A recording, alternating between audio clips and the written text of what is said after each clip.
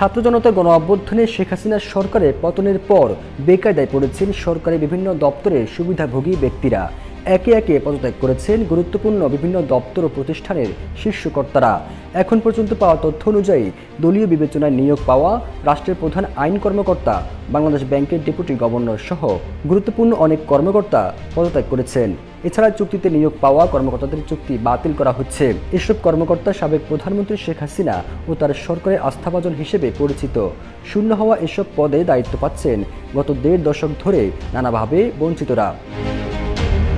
২৫০টিরও বেশি design option নিয়ে Walton smart fridge, বোঝে আপনার প্রয়োজন। একাধিক কর্মকর্তা বলেন, নানা অনিয়ম ও তদবিরের মাধ্যমে সরকারি ও বিভিন্ন সংস্থার শীর্ষ পদে অধিষ্ঠিত হয়েছেন অনেক কর্মকর্তা।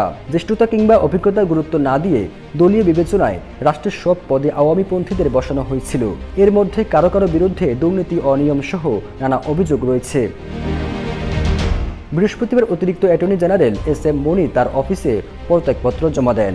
এর আগে রাষ্ট্রের প্রধান আইন কর্মকর্তা attorney general AM. Amin Uddin ব্যক্তিগত কারণ দেখিয়ে পদত্যাগ করেছেন।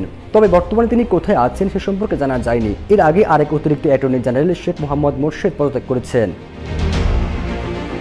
গত ৫ আগস্ট শেখ হাসিনার সরকারের পতন হয়। পতনের পর থেকে তার সরকারের আমলে বড় বড় পদে নিয়োগ পাওয়া কর্মকর্তাদের দায়িত্ব থেকে সরিয়ে দেওয়া হচ্ছে। আবার অনেকে স্বেচ্ছায় পদত্যাগ করেছেন।